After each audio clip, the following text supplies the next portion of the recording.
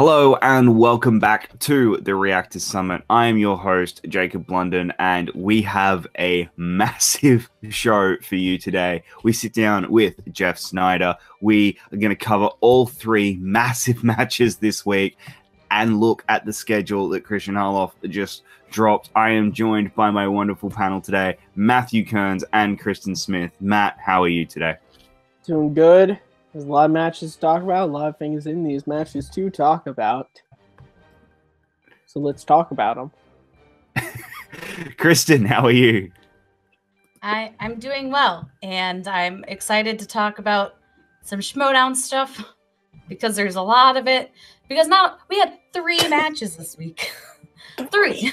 A lot of matches. It's like when we had like 1 million matches a week for a while. We all felt the exhausted all the tournament. time.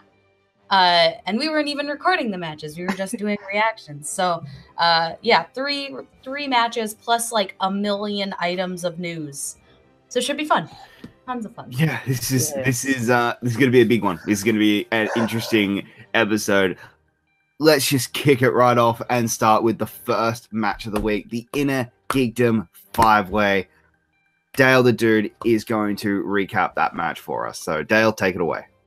What is going on, everybody? This is Dale the Dude Gibbs coming at you with another edition of Schmoedown Dude Talk. Today, we got an Innergeekdom Fatal 5-way qualifying match, dude, and I'm talking about Innergeekdom, dude. That is everything geek, everything from the MCU to Star Wars to DCEU to Lord of the Rings, dude. Now, we had 5 incredible contenders going head-to-head today for that once-in-a-lifetime chance to grab that Innergeekdom belt from Jason Inman, dude, which is no easy task. And these contenders, dude, they came to play today, dude. Mark Donica, Coy Jandrew, Adam Plavik, Keaton Markey, and Mike Carlson, dude. And I've actually met Mike Carlson once before at the Schmoedown Awards, dude. Unfortunately, I mistook him for comedian and magician Matt Black, and it was really awkward because I tried to start a conversation with Mike Carlson thinking he was Matt Black, which is also weird because they don't even look anything alike, and it was awkward for the entire rest of the night, so sorry about that again, Carlson. But on to the match today, dude. Now, this match was everywhere, dude. I mean, we had a rookie win and a seasoned vet get eliminated first, dude. Rule number 1 in the Schmoedown, don't go into it with expectations, dude. It's just going to turn you on your head. It's just going to throw curveballs at you, dude. Exactly what we would expect from Season 5 and from the Schmoedown, dude. Now, that first round, man, nothing much to really talk about from that first round other than the fact that Donica and Plavik pulled, I mean, they pulled ahead real quick. I mean, these two dudes were in the zone like AutoZone, dude.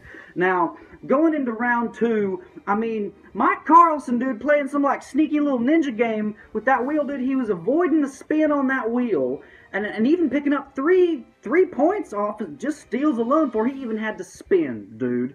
And I do got to give it up for Keaton Markey, dude. Now, she was kind of lower on the points register for most of the match up until that round 2, dude. Getting lucky, getting spinner's choice, going with Harry Potter, getting herself a nice little bit of a lead. Now, dude, Keaton Markey obviously making her debut in the Schmoedown, and you could tell, dude, she was definitely nervous under them lights, said so a bunch of times, but you know what? She came to play and did a hell of a job, and unfortunately got taken out in round 3 based off of a Harry Potter challenge.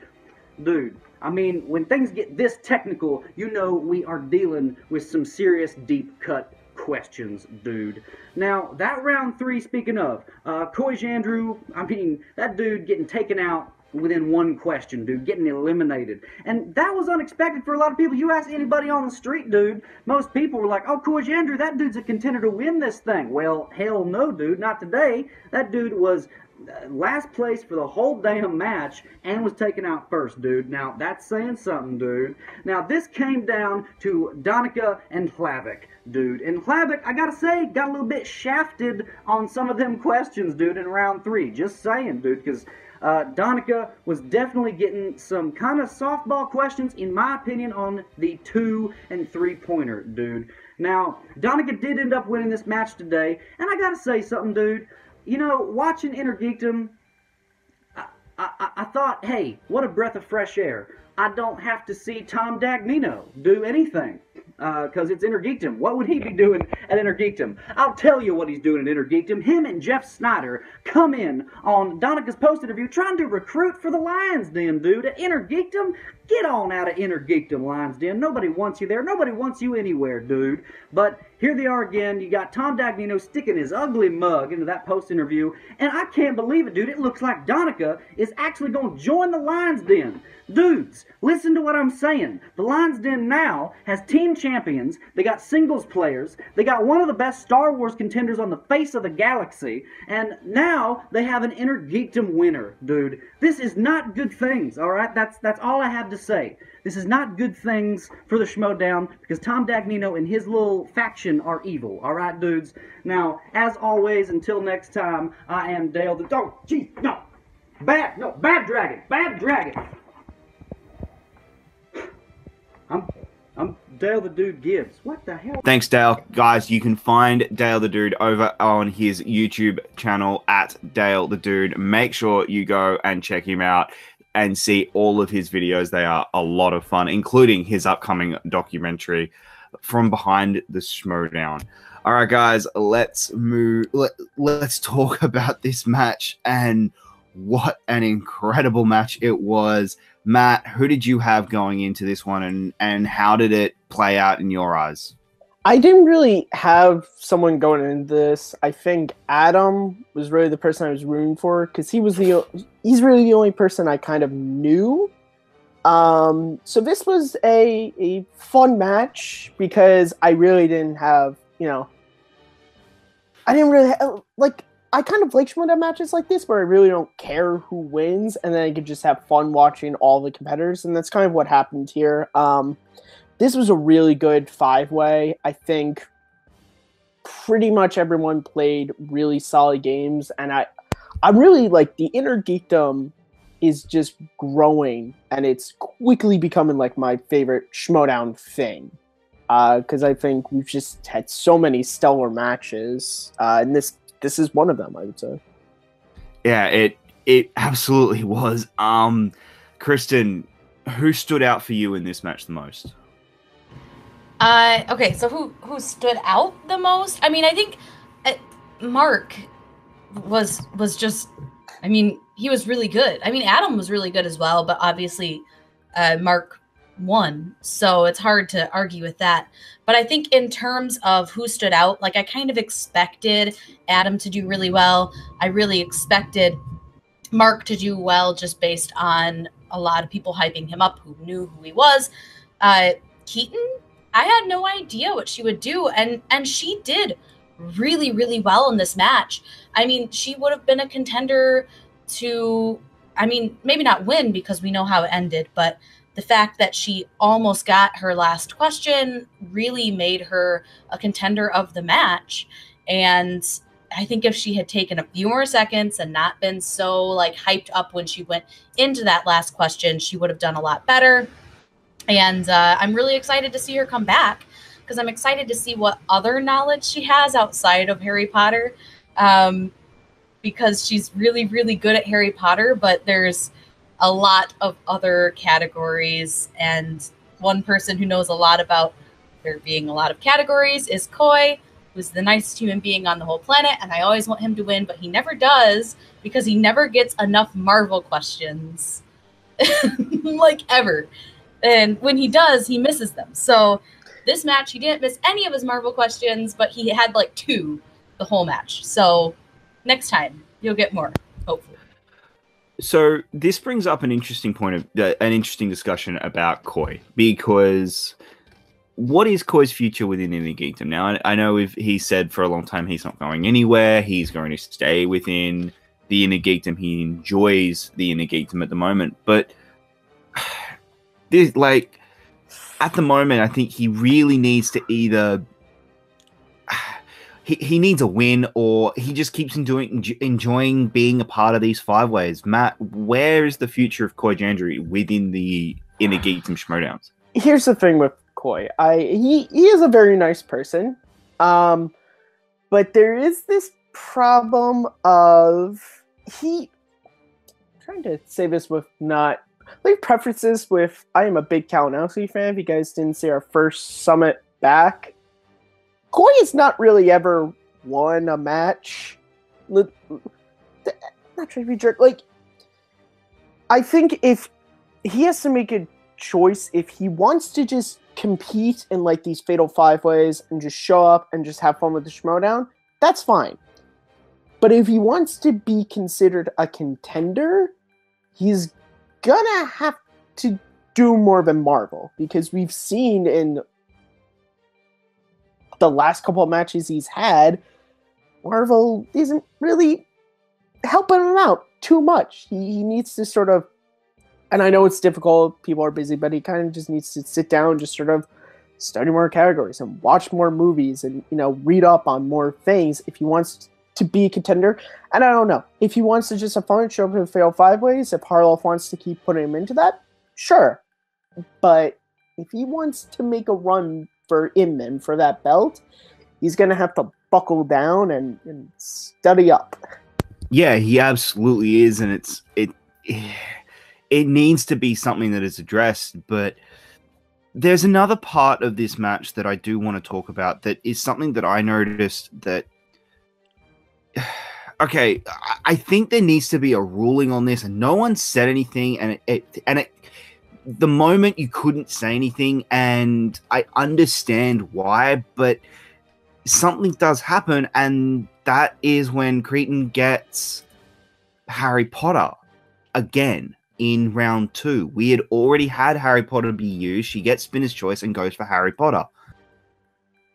There isn't a hard and fast rule about how that takes it off the table. Mm-hmm. But we have seen in the past, it's now become a rule of that takes off the table if we don't have questions. I think the Schmoedown needs to make this a hard and fast rule. It gets spinned once, that's it. It doesn't get picked again. Kristen, did you notice this at all when you were watching the match? Well, yeah, because I thought the whole point of once a category was off the table, like if it got spun once, it was off the table, right? But I don't know that we've ever had a Spinner's Choice where they've picked the same category. I don't know. That was kind of weird to me that she picked the category that was already spun. I think that's kind of the only spot that I'm really weirded out about this. But there did seem to be, and it's just the luck of the game. Like, she lucked out by getting so many Harry Potter questions. And other people, like, if they had landed on their strong stuff and picked numbers in the last round that had given them their strengths, they would have been the lucky ones and not her. So that's just entirely luck that she had so many opportunities to answer questions about her strength. And I don't think it's necessarily weird. The only thing I thought was weird was picking something that had already been spun, but I could be wrong about that one. Well, that's what I was trying to get at, is that there isn't a hard and fast rule about how that takes it off the table. Matt, this must have been a little painful for you, especially as a Kalinowski fan. You know what? I'm here to just have fun and Jacob with his little staff. You know what? Rachel Cushing wins the triple threat and she's getting the title match, and all of a sudden, I right now am doing research. I'm trying to figure out, because where has this happened before? I think Sam Witwer got Spinner's Choice and chose Star Wars, and that was a whole big deal. Oh, what? Yep, he did that. I was just looking up the match. I wasn't bored by the summit. So, yeah, Spinner's Choice.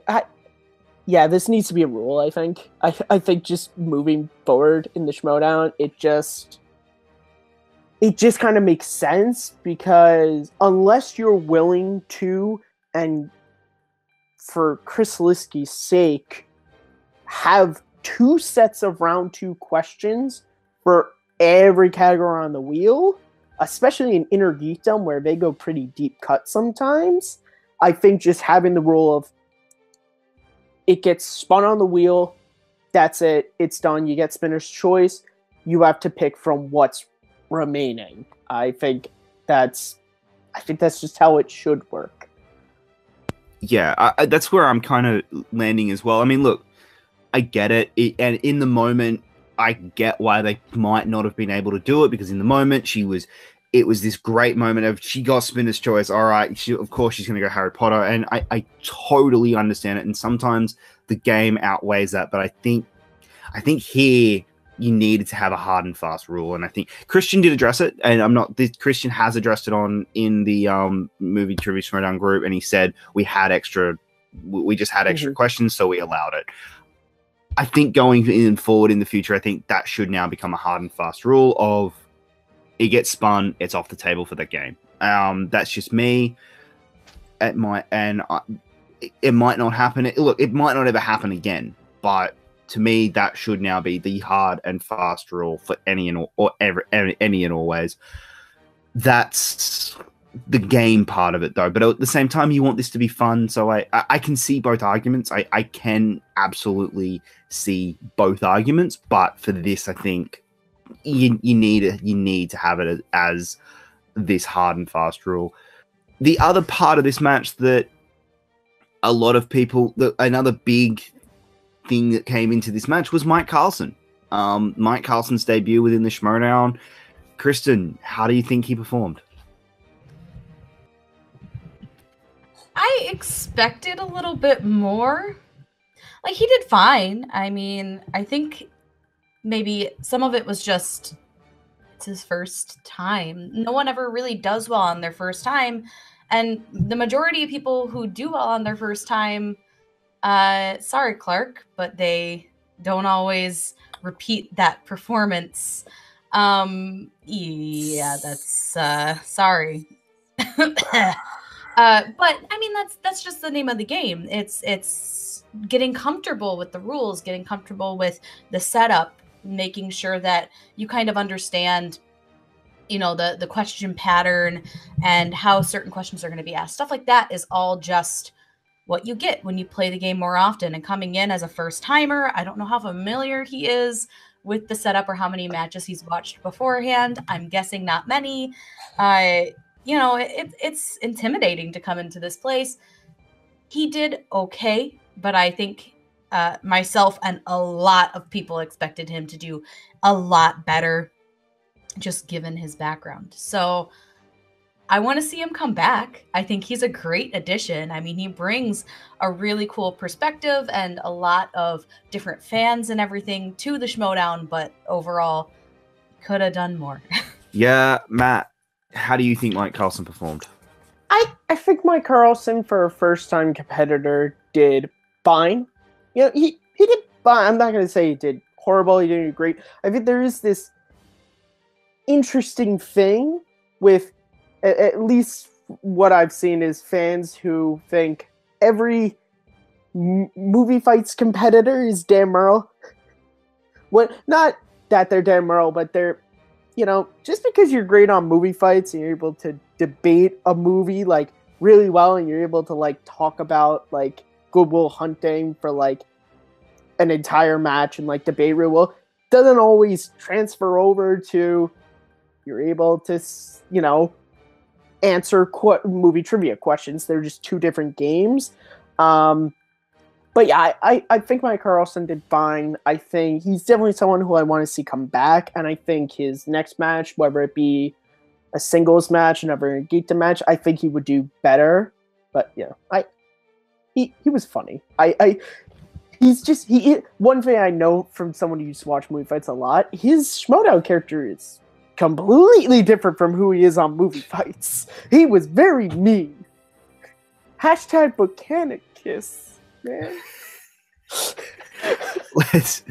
Let's talk about Mark Donica. He wins the Innergeekdom, and a great win. He is then offered a spot to join the Lion's Den. He has not accepted it yet, but he is offered. How do you think, Matt, does he take it?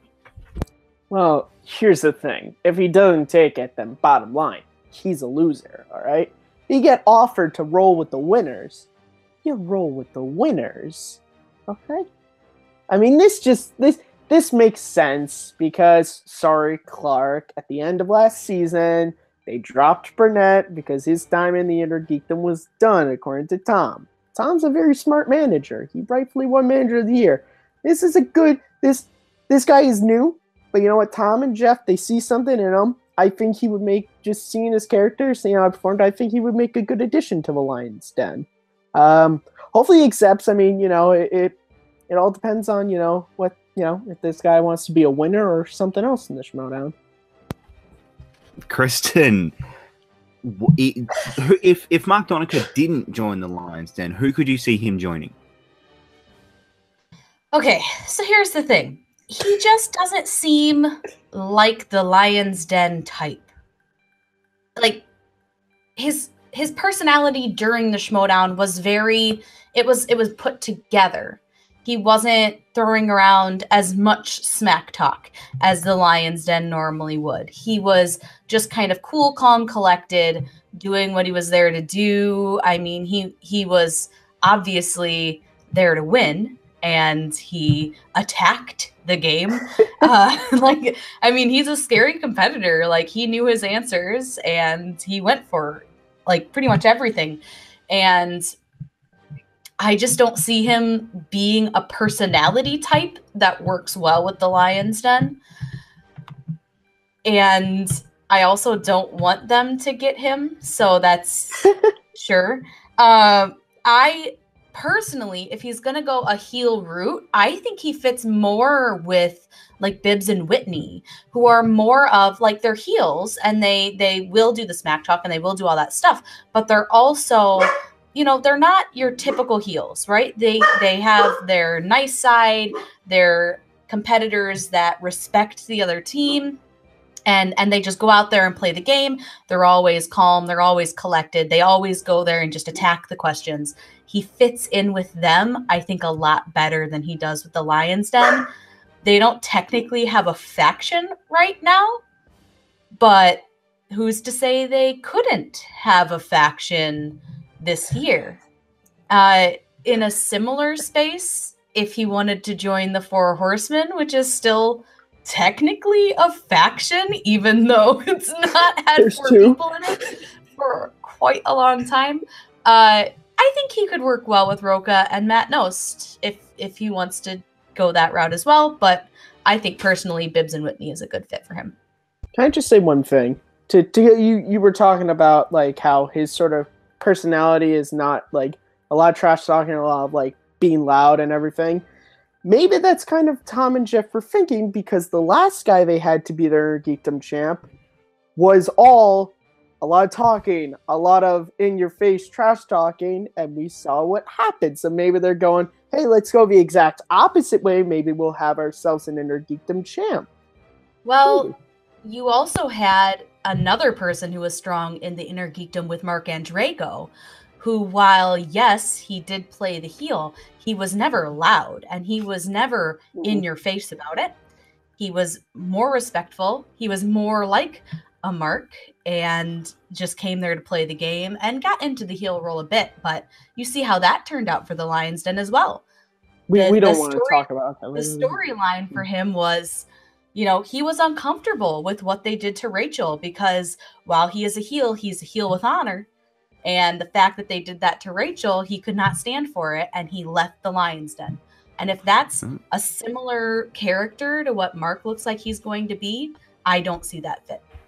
No, that's a fair point. I think it's I think it's interesting to talk about Mark's character when he's only one match in. We really don't know what his character is going to be. What character? Yeah, wow. Exactly. Let's move on to... I think...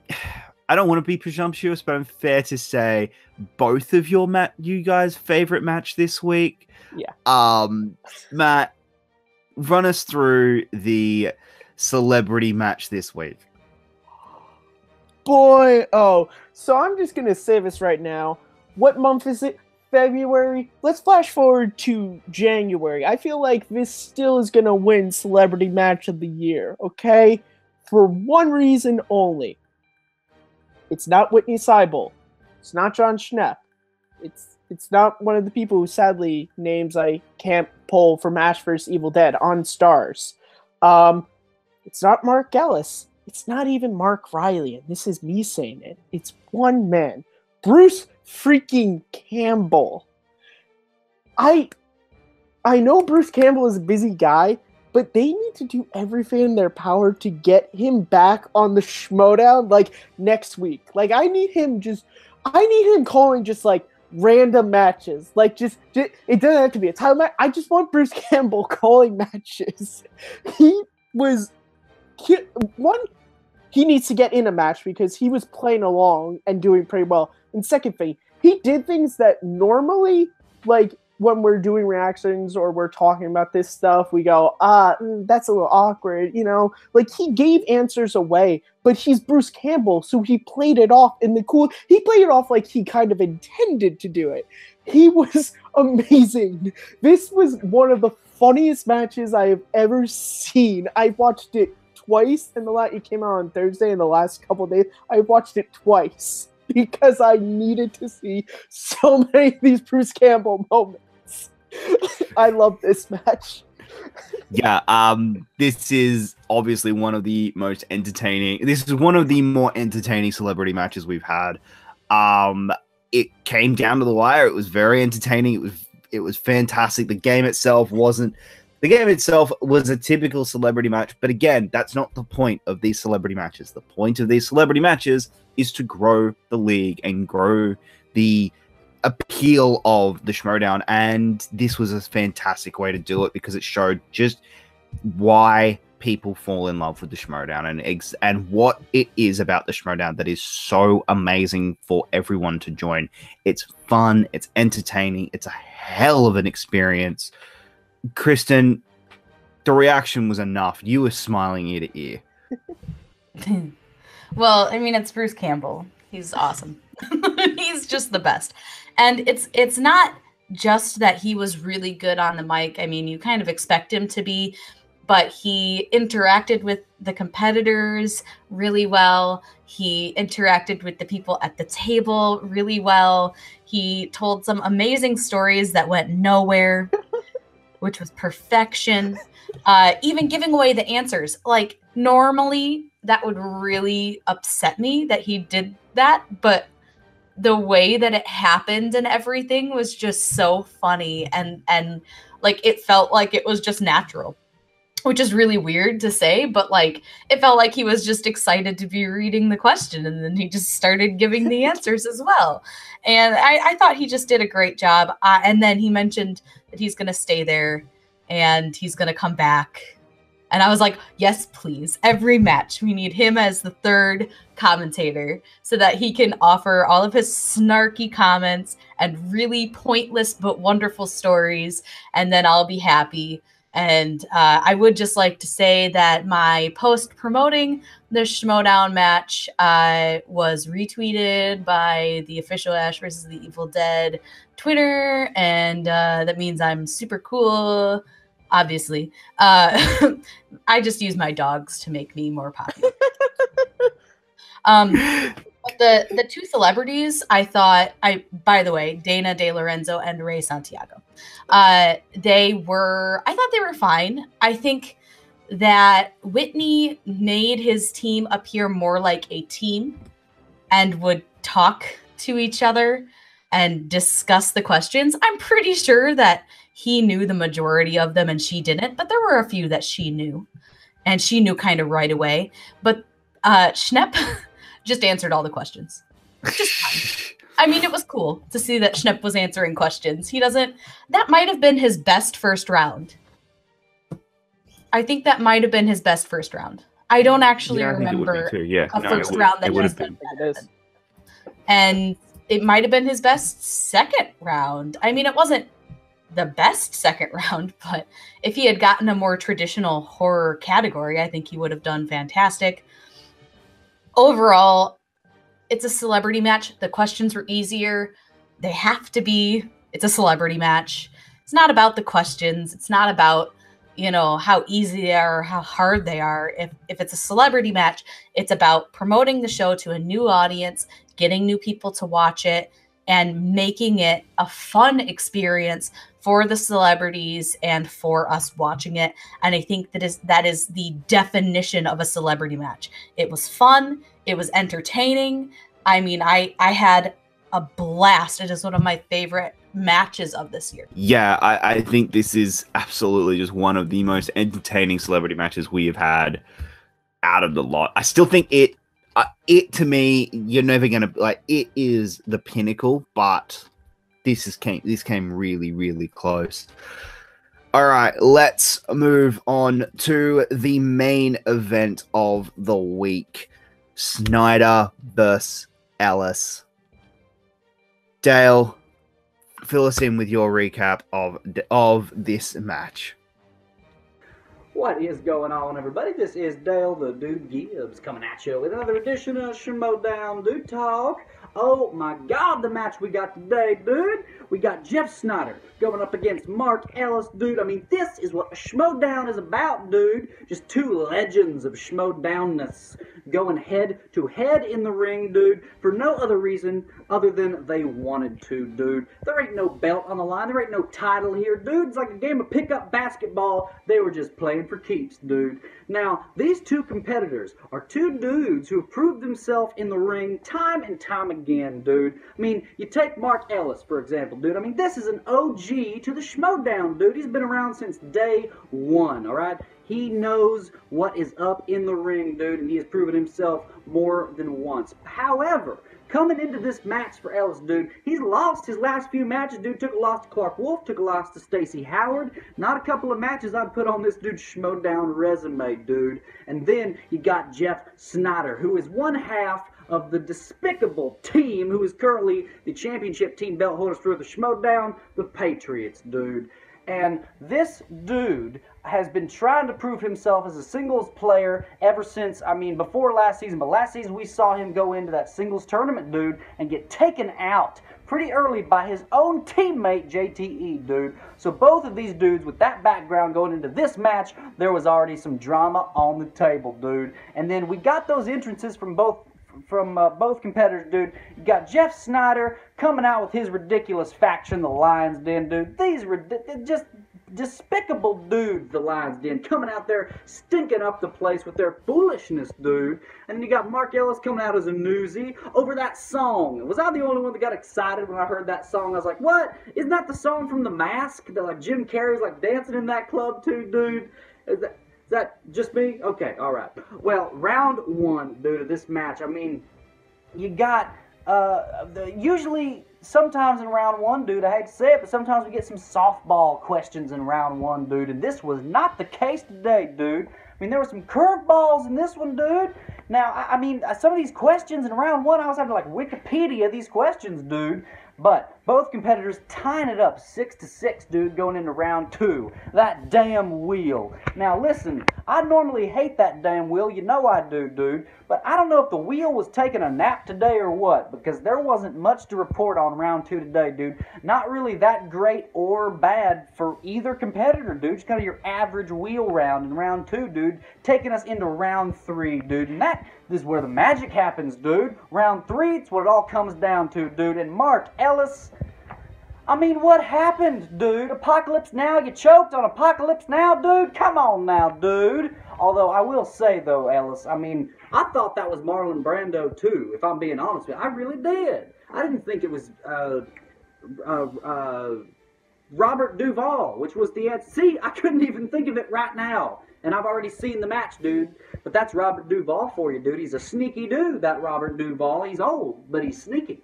And unfortunately, that question cost Ellis the match, dude. Giving this match to Jeff Sneider. And I gotta say, Sneider, I don't have to like this win. I don't like you, Sneider, and I don't like that you won this match. But respect where respect is due, dude. And congrats on your win today. But I hope you lose the next one, dude. Season 5 of the Schmoedown so far has been nothing but exciting, dude. They got their Patreon going on. They got their whole new studio, which we're about to see, dude. I just cannot wait for it, dude. Now, we got a lot of exciting matches coming up in the Schmoedown Season 5, including my match with that despicable dude, Ben Bateman, dude. You all better be pulling for me, all right, dude? I need all the good vibes I can get to defeat this dude, okay? Until next time, as usual, I'm Dale the Dude. Thank you, Dale. All right. Wow. This was a really, really entertaining match. I think, okay. I think that neither competitor really stood out. Matt, how do you feel that both competitors played in terms of showcasing their ability? Wow, that's a really interesting question. I'm not gonna say that this was the best match for either one of them, but it's also not the worst match for them as well. I mean, Frank could definitely tell you either one of those things, but I think this match wasn't really like a showcase your dominance type match. I think this was really at the end of the day, this was more a who's walking away with the win type of match. And I think that in that sense, I think this was a really great match. Because I don't know, there's something about, and maybe this is just because I'm more into the storyline sometimes with the Schmoedown than I am with the trivia. The storyline of this match I really did enjoy. I enjoyed the smack talk between Sneider and Ellis a lot. Yeah, wow, you throw me off with some of your questions sometimes, Jacob. I'm just a day going like, was this a good showcase for them? Well, all right. Let's break this one down. This match I do kind of want to break down because it very much was a match of rounds, and I think winning a certain round is very much what is key when it comes to the Schmoedown. So, round one. Does anyone else, Kristen? Do you think Ellis kind of got into his own head with his character? Did he fall into the MODOK trap of playing the character that he is coming out as is he playing that character too hard? No, I don't think so. They got 6 points in the first round. It's not like their first round was bad. 6 out of 8 is still a really strong showing from either of these guys. The second round was more of, it's just not one of Ellis's strong points. I mean, there were some other categories on the list that would have been better for him than directors, but, I think it was just the fact that directors isn't the category for him. And he hit his 2 and his 3, and just his last question was one that it's a movie stacked with amazing acting performances. And Oscars is also not one of his strong points. So I don't think it was a character thing. I think it was just a match where he answered the questions that he knew, and the ones that he didn't, he made valiant efforts at making educated guesses. That's very fair. So there is a question in round one that has been hotly debated, and if in our interview with Jeff, he does actually bring it up and discuss it. Does the post-credit scene in Ant-Man count? Matt, does it count? If I'm remembering correctly, I think we had this conversation on the reaction when we were playing along and tried to answer it as well. I think the phrasing of the question comes into play a lot with stuff like this. The way the question was phrased, I think Captain America is an acceptable answer. Like, if the question was like, which Avenger, does Scott Lang interact with? Then it's not Captain. Yeah, he's in Captain America is in the movie, but he doesn't interact with Scott. But the way the question was phrased, I know there is this debate of if a scene from a later Marvel movie appears in a previous Marvel movie, a post-credit scene, does that count as part of Ant-Man or part of Civil War? I say the way the question was phrased, I think it does count as part of Ant-Man. So I would have taken it. Gee willikers, Mr. Blunden. See, I'm the same. I completely agree. I think it is part of the movie. There were two answers: Falcon and Captain America. You could make an argument for Bucky, but he's not an Avenger. He's not an Avenger. So, yeah, you could. Yeah, he has never actually been crowned an Avenger. I do disagree with what Sneider said, that Falcon's not an Avenger. Falcon is an Avenger. He is an Avenger at the end of Avengers 2. He is an Avenger. So he's working for the Avengers in Ant-Man. That's why he fights Ant-Man. Yeah. Sorry, Jeff. Exactly. I love you, but... So I get why this was a discussed one, because hey, Captain America, it's a scene from Civil War. It is literally a scene in Civil War, just put at the end of Ant-Man, and that's why. If you ask if I ask the question, what other Avenger appears in Captain America: The First Avenger, the answer is all of them, because at the end of Captain America: The First Avenger, they have the trailer for the first trailer for the Avengers was the post-credit scene. I wouldn't. So to me, I think when wording some of these Marvel questions, I think maybe in the future it needs to be very, very specific about not including the post-credit scenes, or not including, like, it needs to be specific about before the end of the credits, or in, like, the way you phrased it was perfect. Which Avengers fights Scott Lang? Cool, it's Falcon. There is no other answer to that in Ant-Man. Kristen, where do you fall on this side of the argument? Because you weren't, because yeah, like we didn't, yeah, we were all on the reaction, but yeah, so. Yep, Go we watch all the were. reaction. I don't know where you were going with that, but that's okay. You're Australian. Sometimes we don't always understand what you're saying. It's early on Plugging Sunday the morning. reaction is what he's doing, Kristen. Okay, so I think we're all kind of on the same page with this. There could have been two answers, right? And that's the thing, is if you go by, is Captain America in the credits of Ant-Man? Probably is, because he shows up in the movie. So they probably give him a credit in the movie, which means he's a correct answer. Now, if he's not in the credits, maybe you don't include that as an answer. I don't know how they want to play that. And maybe that's how they looked up the answers to the question to write it, is, okay, let's run through the list and see who's in the movie. But personally, after credit scenes are pretty much ingrained in what a Marvel movie is. Like, if you're not sitting and waiting for the extra credit scenes in a Marvel movie, you're kind of doing it wrong at this point. And they're so ingrained in our culture and what we expect from these movies that they are a part of the movies as much as everything else. Do I think it really matters all that much? No, because Sneider won. If he had lost, absolutely.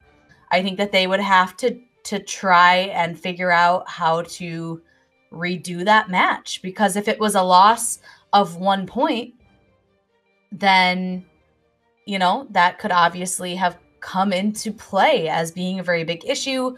He won, so it doesn't really matter in the end. Even if he had lost that 1 point, didn't really make much difference overall.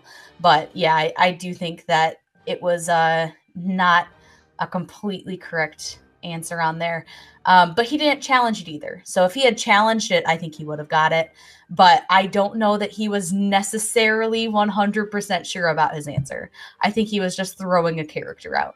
I think he was just like, nah, Captain America seems like a good choice. So yeah, well, yeah, it's funny because you do say that, like, we're discussing this point. It was worth 1 point, and Sneider won by 2 points. So it's kind of, even if he got this one wrong, he still would have won at the point in the match at the end. Now, there could have been a difference because in round 2, Ellis would have had the choice to go first or spin. That could have possibly changed the game, but that's getting into semantics, and we wouldn't know about that. Let's move on to round 2. Jeff Sneider defers and Ellis rolls. Learn how to speak.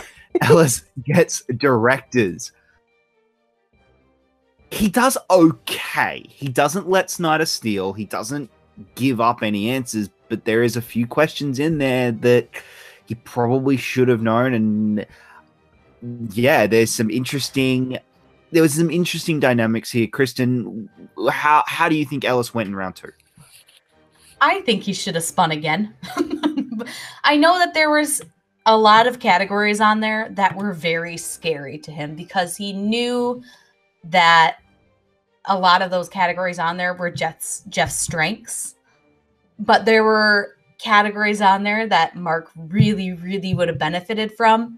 And the fact that he's stuck on directors, I mean, maybe he was thinking like, you know, this is a middle of the road category for me. I'll make up some points.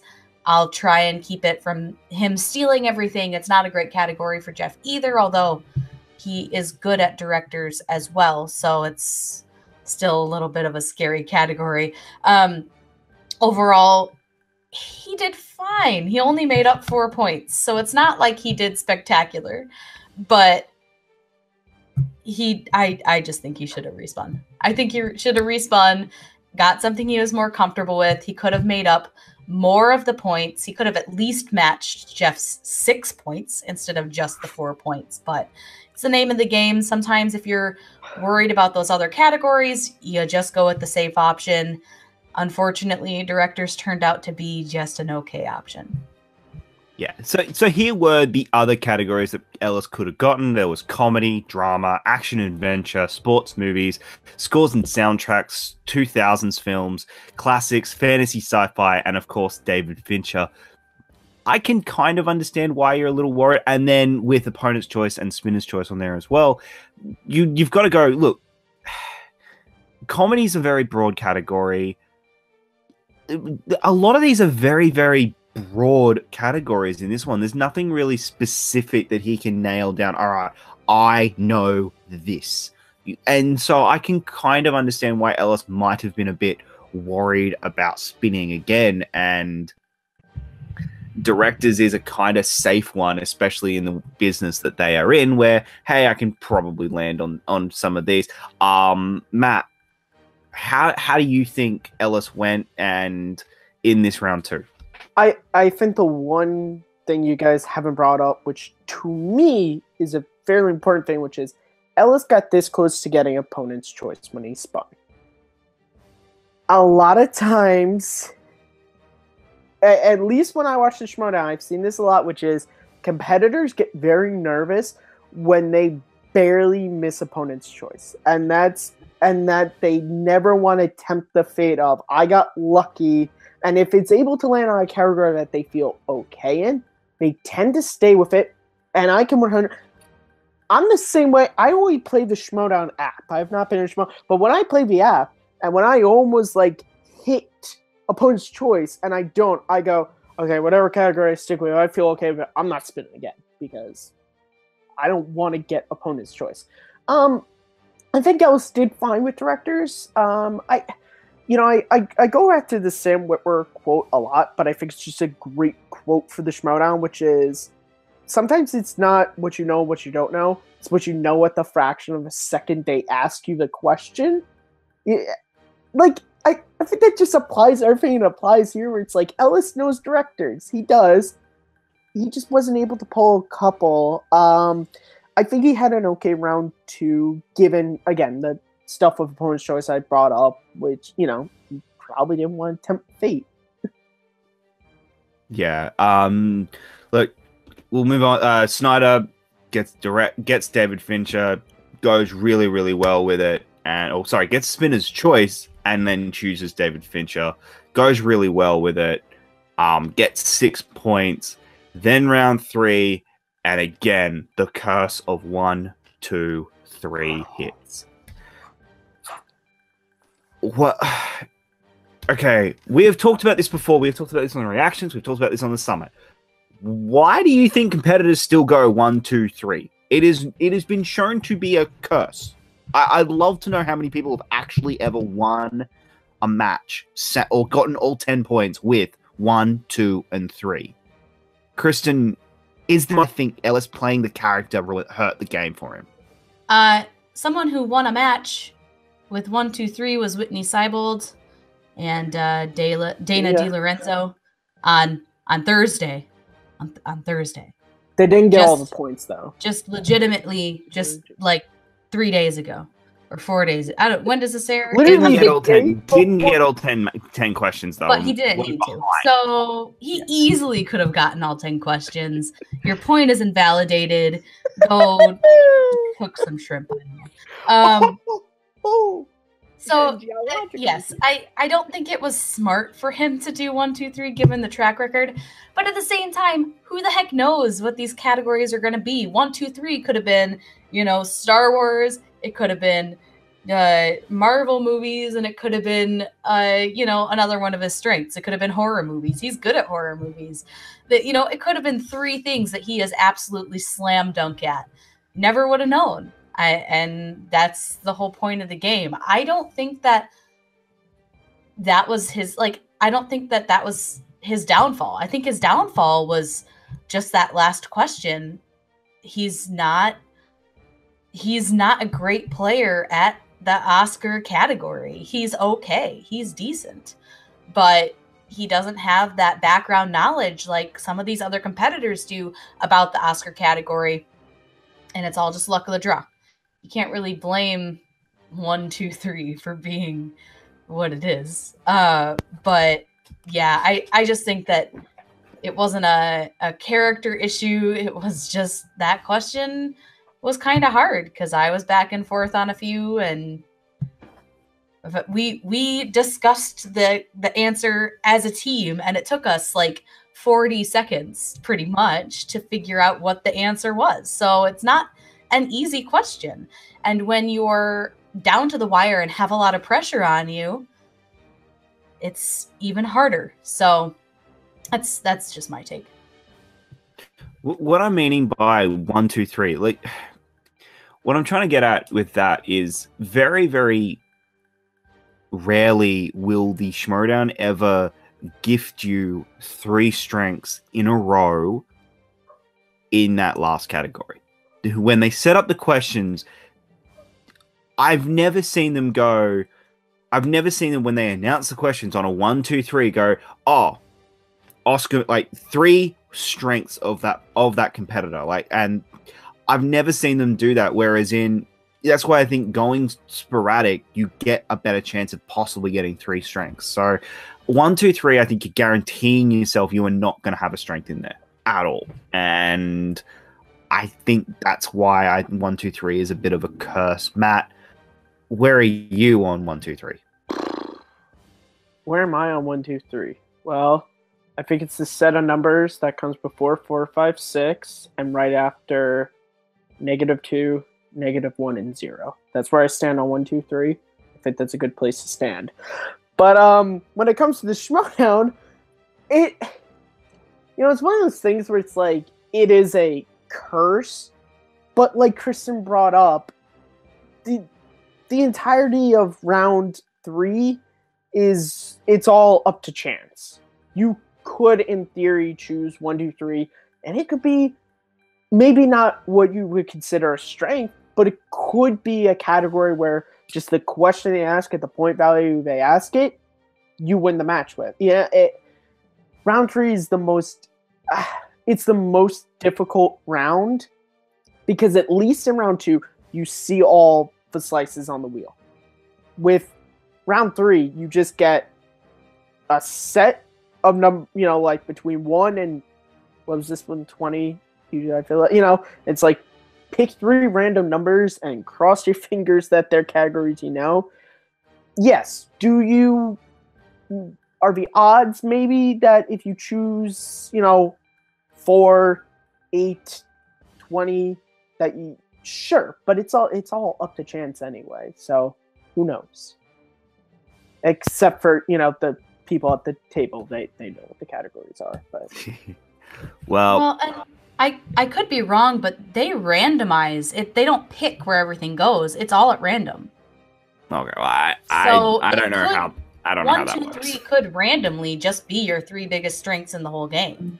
Because Fair they enough. don't sit there and pick and choose like, well, number 1's gonna be Oscars and number That would take a lot of time. exhausting. 20 categories, be like, okay, this one's at number. Oh wait, although he's really good at this, so we gotta put this at this number. Like he'll never pick number 7. I was able to sit down with Jeff Sneider earlier in the week and discuss his match with Mark Ellis. So let's go have a check that one out. Jeff, thank you so much for sitting down with us and having this conversation. Congratulations on a very, very important win for the future of your career within the Schmoedown. How did it feel going into this match? Like, was there any pressure on you going into this match? Absolutely. I had something to prove. I wanted to come out of the gate hot and start off the year on the right foot. And I knew that Ellis was a pretty formidable opponent. You know, we both had the same record at 5-4. So yeah, I was a little bit nervous going into it, especially with Dad in the audience. So how did you prepare for this one, considering, you know, I mean, at the start of last year you were considered to be one of the big up and comers, and right now this was by a lot of people considered to be a very, very, very important match for both of you to absolutely win? I mean, I brushed up on, you know, some Oscar stuff, a little bit of animation, although obviously I missed that How to Train Your Dragon question in round 1. But yeah, like with Ellis's last question there about you know, which actor from Apocalypse Now was nominated, I had sort of been looking at movie quotes because I knew that was a relatively new category that they've added. And I knew that Robert Duvall's thing about, you know, I love the smell of napalm in the morning was like, you know, a top 10 movie quote of all time, according to AFI. So I had a feeling that it was Duvall who was nominated. So it's, you know, in terms of preparation, it's just brushing up on certain categories, you know, broader, more general categories right before the match. How do you think you performed in the match by going? How do you think, by looking at reevaluating your performance, how do you think you went in the actual match yourself? I mean, I thought I did okay. I did enough to win, which is, I guess, is the Patriot way, so to speak. I left a few on the table. I obviously should have gotten that Apocalypse Now question about, you know, which other movie Coppola was nominated for. I guess The Conversation. I thought I was pretty clever. I'm kind of shocked that was not nominated, or he wasn't nominated for it. But yeah, completely overlooked Apocalypse Now. It's funny how Apocalypse Now ended up coming back for that last question against Ellis. And then the other one that I was disappointed I missed was the Girl in the Dragon Tattoo one about who played Henrik Wenger. You know, I was definitely thinking Christopher Plummer. And I ended up saying Max von Sydow, and that's where the, you know, working in the trade space comes back to bite you in the ass, because if you go back and look at reports, Max von Sydow actually was in talks to play Henrik Wenger. That's probably where I remembered it from, but he was ultimately replaced by Christopher Plummer. So sometimes you almost have too much information clouding your brain, and that one got in the way there, because I would have loved to have run the table on the Fincher category.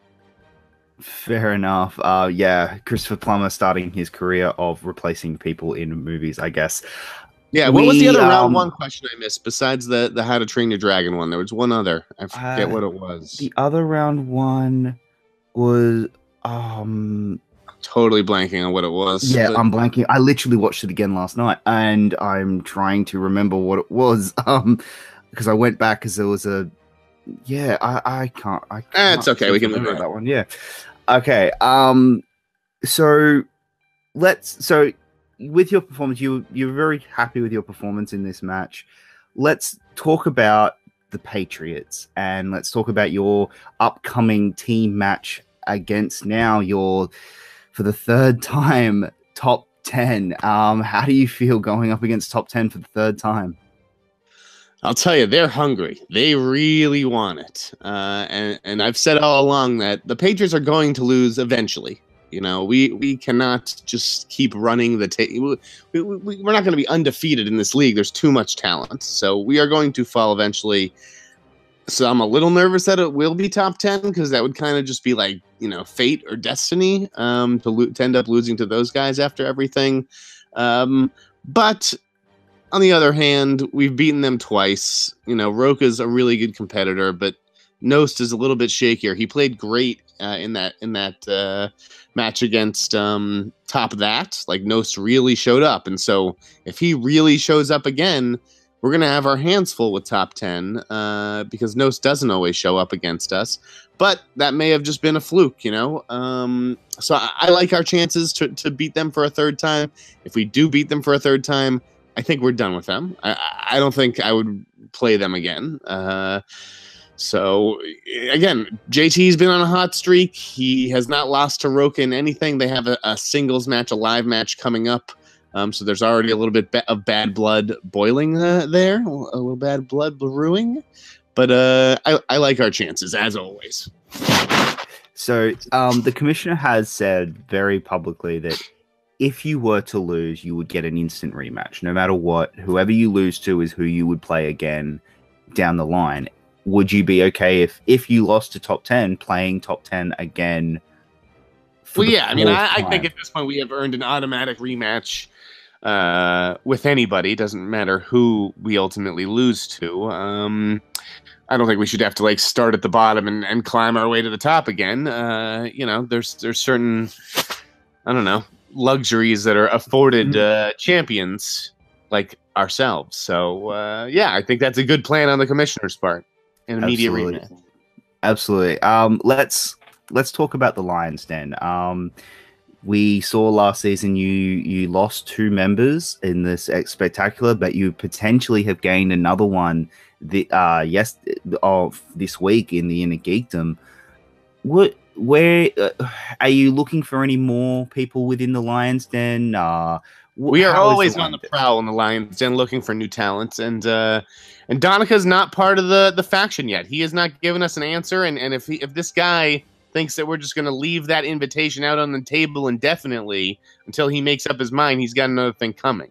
There's another Innergeekdom match coming up, and if we don't hear back from Donika soon, forget it. We'll take the winner of the next Innergeekdom match, depending on who it is. They got to have a right fit. We got to have the right personalities. Dan Murrell was never a good fit in the Lions Den. Love Burnett and Andraco, but they had to go. It was unfortunate, especially losing Andraco, because I think he's a really, tough competitor. But he had to do what was right for him, and we were happy to bring in Ken Knapsack. Yeah, well, that was the one that shocked the entire movie trivia Schmoedown that you guys got Ken onto the Lions Den. Ken was always a heel, it was inside of him, just waiting to come out.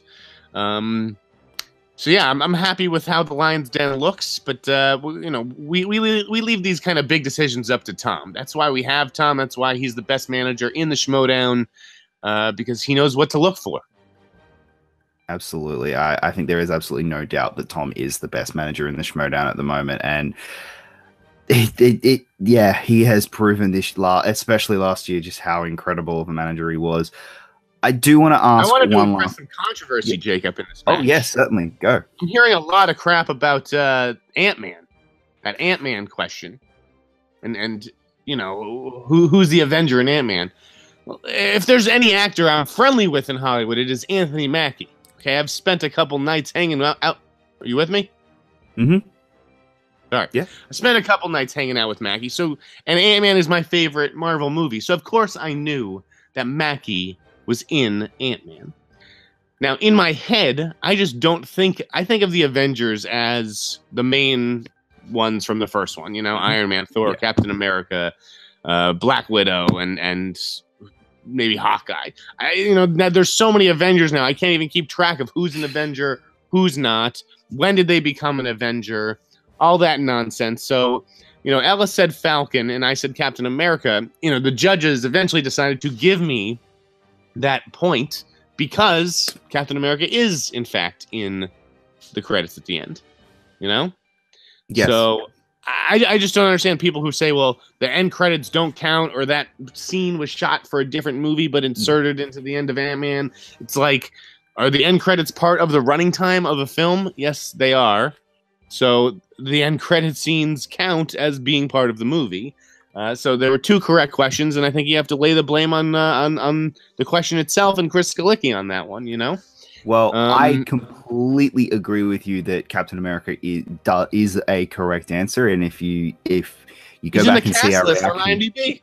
Yeah, exactly, and I completely agree with that because it would be this for me. It's the same as if you, in say Doctor Strange, you said who's the other Avenger that turns up in Doctor Strange? The answer's Thor, even though that scene is in Thor Ragnarok, and so I completely agree with you there. Wait, and what? In Doctor Strange, there's a post-credit scene that has Thor drinking with Doctor Strange. That's in that's the shot for Thor Ragnarok. I see. Okay. Oh, that's good to know. I'll keep that in mind for my next match. And the other thing I want to say is these friggin' YouTube commenters saying that I'm on coke or cocaine or whatever. Ridiculous. I've never even done that drug. I'll freely cop to and admit to doing other drugs, but cocaine is not something I mess around with. I've seen Goodfellas one too many times. So for all the obnoxious YouTube commenters listening to this and accusing me of doing that, how dare you? Well, you actually do bring up something I did want to ask with mentioning the Marvel question. Will we ever see you in Innergeekdom at all? No. You know why? Because Innergeekdom is for geeks. Okay? I see all the comic book movies the same as everybody else, but if you think for 1 second that I'm going to watch those Harry Potter movies, okay, or I'm going to go back and watch the Lord of the Ring movies, or see the Hobbit movies for the first time, you're crazy.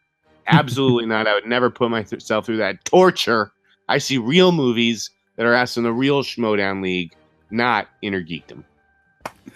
Jeff Sneider, thank you so much for this interview. That was awesome, and we'll see you next time. And thank you for having me, Jacob. Good luck with the podcast. All good. Thanks, mate. Bye. Thanks, Jeff. Let's move on. Guys, this actually was a fairly big moment in the Schmoedown this week. We said goodbye to the old studio. We haven't seen the new one yet, but the old studio is no more. It's gone. Yep. Wow. Got this. So just like, I know this sounds stupid. I know this is just like one of those, hey, we're saying goodbye to a building, but that's a big moment. This is a pretty big thing for the Schmoedown, is that like, since 2016, that has been the moment of the this has been where the Schmoedown has been. Matt, what do you think of this? Is the end of an era for Collider. This is the end of it. You know what? That studio is where Mark Riley knocked out JTE and retained his belt. That's also the studio where Dan Murrell took Mark Riley's belt twice. It's also the studio where he got his belt back. It's also the studio where he lost it. You know what? Maybe it's time to move to new studios. I don't know. Yeah, I mean, it's the end of an era. Yes. This is a weird thing but you scared me for a second. I thought we actually lost someone, but hey, listen, gonna move to a new studio. We'll see what matches get filmed. Yeah, wow. Again, throwing me, you know, I'm just very emotional right now because that studio is where Schmoedown was played, and it's like they're moving to a new studio and they're gonna play the same game. It's gonna be exactly the same way. It's like, I don't know. It's like when Shelly moved lockers. It was really difficult. I don't know.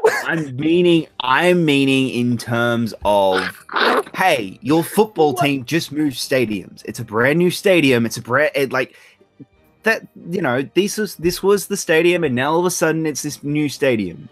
Hey, great, the new stadium. They're going to play the exact same game in the new stadium, but you are still losing the original stadium, and that's where I'm getting at. Is that this is fair enough. Like, that's fair enough. But as someone who, you know, can't afford to watch the Rangers play Madison Square Garden, if they move to a new stadium, in effect, I'm still watching the game on TV, and the hockey is still hockey. So, you know, I don't know. Pour one out for the old studio, I guess. Yeah, you know, it was a great studio. A lot of awesome moments happened in that studio. So, yeah, in a way, it sucks that, I guess we're losing it. But, you know, here's to new and bigger things.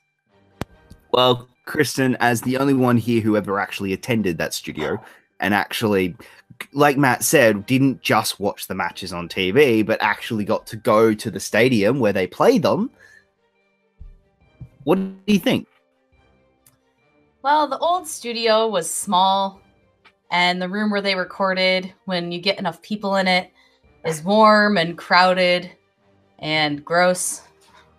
And, yeah, there's not a lot of room to, like, I don't know, record special messages for your friends and stuff like that. Like, it's a good idea to move. I've not been to the new studio, but I understand that the purpose was because it's a better space for what they produce. In my mind, that means more space. So I hope it means that there's more space, like more room for them to do more things. Like half the promos they were cutting were like in the bathroom or like in the hallway, not even in their office, like random places in the parking lot. They're in all those places because there's no room in their office. So it's, you know, I think that this is a good move. Will I miss the old studio? Like, the setup of the Schmoedown is going to remain the same. Like, the set, I assume, will be the same. So we won't really even notice that it's a new studio, more than likely. So I don't really think it's a big deal. Let's move on to the schedule that Christian released yesterday. He has announced the upcoming schedule. So I'm just going to go through all of the matches and we can discuss what we're looking forward to the most, who we think are going to be playing them, because there are teams in here we've never heard of. So this could be interesting. All right. On Tuesday the 20th, we have Box Office Breakdown versus Superhero News. Friday the 23rd, Bonnie Somerville makes her return to the Schmoedown against The Machine. Tuesday the 27th, we have The Kingsman versus The World's Finest. March 2nd, Makuga versus Scarpino versus and Bibiani versus McWeenie. Makuga versus Scarpino is the Patreon match of this month, so that will be aired a week early for those of us who are Patreon supporters. March 6th is the Innergeekdom Fatal 5-Way. March 9th, Cushing versus Levine title match. And March 13th, Top 10 versus the Patriots. Matt, what stands out to you the most? What match are you looking forward to the most in that list? Well, man, there's a lot of matches. I think the Innergeekdom, just because if this Fatal 5-Way is anything like the last Fatal 5-Way we've had, I think it's going to be, you know, we're getting new competitors, seeing who Jason Edmond is going to have to defend the belt against. Yeah, that's definitely, yeah, I'm probably looking forward to that one. Besides the Innergeekdom, Scarpino versus Makuga. That's going to be, not sure if that's going to be a very high scoring match. That's going to be a funny match. That is for certain. Yeah. So. Yeah, that is definitely going to be a very, very interesting and entertaining match. And remember, we haven't actually heard confirmation yet about how they're doing this, but in amongst all of that is the live match between. Oh, yeah, the live match is being filmed amongst all that. Now, I have a feeling it's the Friday match that they might do it live and actually air it that day, because on March 13th, March 15th is the Friday, or is when they might be filming it. So there's a chance that that is Friday's match. If not, it's probably the week after's match, or it's a Patreon match, or I'm not sure when it's coming, but that could be one that they just air live for everyone to watch. So we don't know. We don't know how it's going to work, but that is something. Kristen, what stands out the most to you here?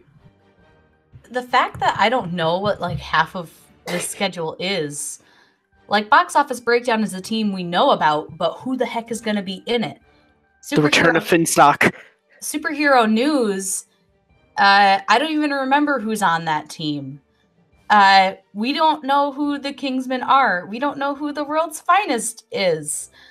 We don't really even know who's going to be in the Innergeekdom 5-way. Like, that's a lot of up in the airs, I think, where a lot of stuff hasn't actually been announced yet. Like, it's all just kind of like, I don't know, which is cool. It's a lot of mystery. I'm thinking that Kalinowski Brienne at some point has to come up, and I would assume it'd be soon since they've been teasing it so much recently, but I could be wrong. In terms of matches that I actually know about, how can you not just instantly be excited for the belt matches? I mean, Cushing versus Levine is going to be an instant classic. I mean, there's no way that it won't be, unless it turns into a Levine versus Christian, or a Christian versus Murrow. That would be bad.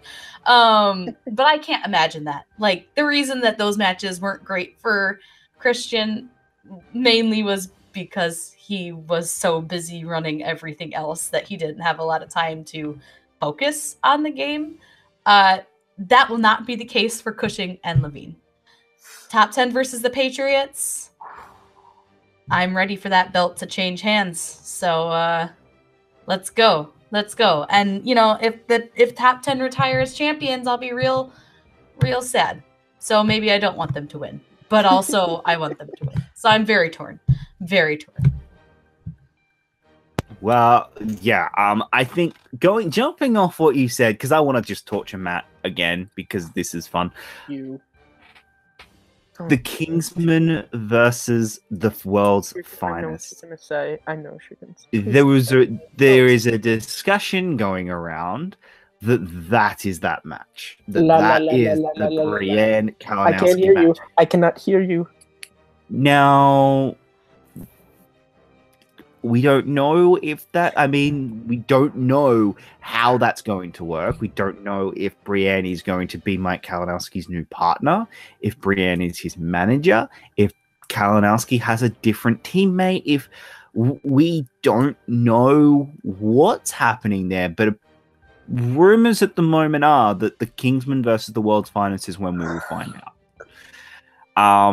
Obviously, though, Kristen nailed it on the head. Cushing is going to, on March 9th, Cushing is going to have her belt, and it's going to be absolutely amazing. And it's going to be fantastic, and I am just so excited. And yeah, and she's going to have it fairly easily. It's going to be a round 2 knockout. Yeah. So Wait, that's what? that. Did you just say it's a knockout? I just said it's a knockout. Holy crap! Whoa! That is a hot take. Geese in Australia. I'm going to say it's going to be a knockout, and Kristen and Cushing will knock out Sam Levine in Everyone round 2. tweet at I Sam am saying it Levine. now. And I will I will not regret this. This will be my one prediction that I will never regret, and I am going to get correct, and it is going to be 100% correct. Top 10 versus Patriots. Ooh, Oh, what are you going to I'm say not a this doubter. week, Jacob, about top 10? What are you going to say? I'm not going to doubt him. Yeah. Look, here's the thing. Okay. Top 10 need and absolutely need to play as well as they did against Top That if they are going to have any chance of beating Patriots. They cannot. They absolutely have to have that level of intensity, that level of focus. Roken needs to bring out the mask again, or at least the blindfold. He needs to do something to keep himself distracted. That needs to happen, and I think that we do see this. We're going to get 5 rounds. It's going to be impressive, and it's going to be very, very interesting. Matt, where else, how do you feel about that match on the Tuesday the 27th possibly being Mike Kalinowski's reveal of turning heel? Listen, I lost Mark Riley and Wolves of Steel. Please don't make it lose DC movie news. Actually is amazing, and I love that actually so that, but to lose my 3 and 2 favorite teams, I have a prediction like Jacob's that would come true, which is Matt's gonna cry on camera again, like after Collision. Brienne, I love you, but please don't do this to me. Could you?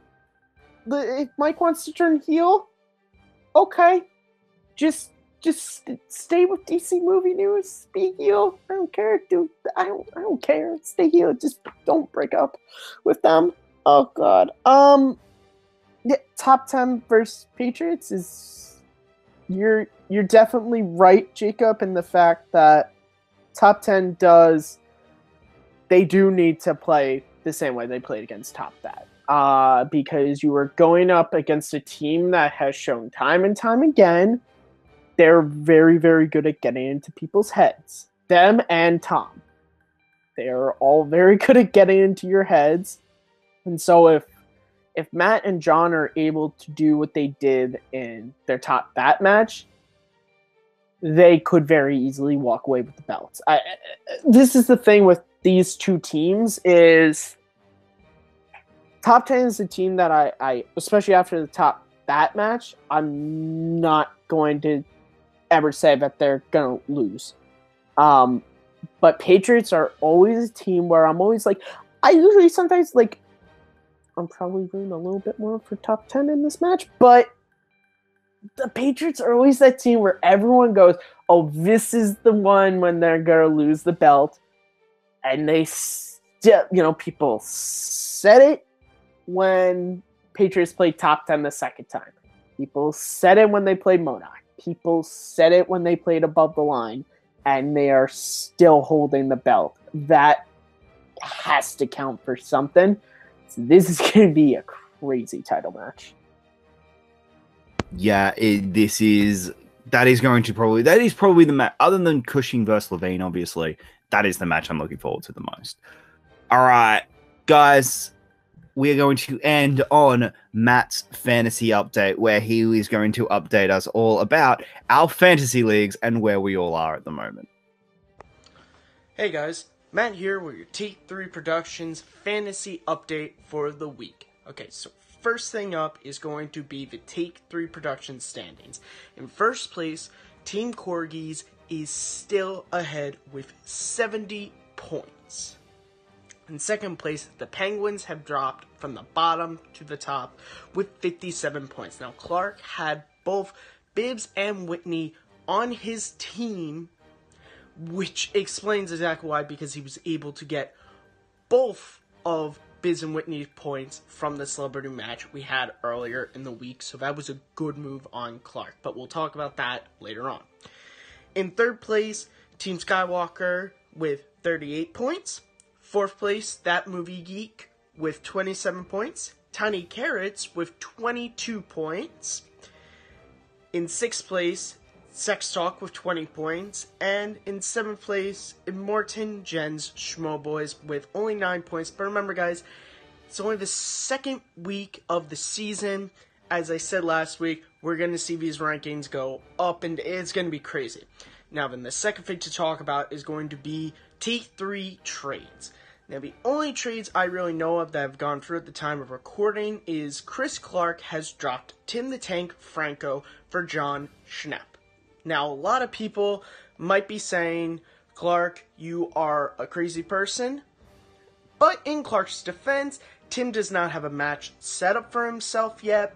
And again, he dropped him, I believe, in anticipation for the celebrity match, which was a great choice. And who knows the future of Team Heroes? I actually think right now dropping Tim for Schnepp was a great choice. Alright, so this is Matt with your fantasy update. Back to you guys. Thanks, Matt. All right, guys, that is our show. Thank you so much for joining in with us today. Matt, where can the good people find you online? As always, you guys can find me at Kearns_Matthew on Twitter, MattMovies611 on YouTube, host of Second Look here on Take 3, and I also do the fantasy updates for the summit every week. Kristen, where can the good people find you online? You can find me Smith_K10, the number, not the word, on Twitter, Instagram, and Stardust. You can also find me right here on Take 3, doing things and videos and talking to people and stuff.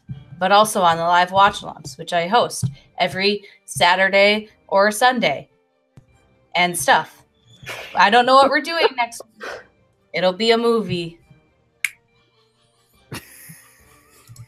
And guys, you can follow me on Facebook and Twitter at Jacob Blunden. I want to thank my special guest this week, Jeff Sneider, for joining us and having a discussion about his match against Mark Ellis. Next week will be a very interesting week. Make sure you check out next week's summit. It's going to be interesting. That's all I can say. That's all I can say at the moment, but it will be interesting. Until then, guys, my name is Jacob Blunden, and I will see you next time on the Movie Trivia Reaction Summit.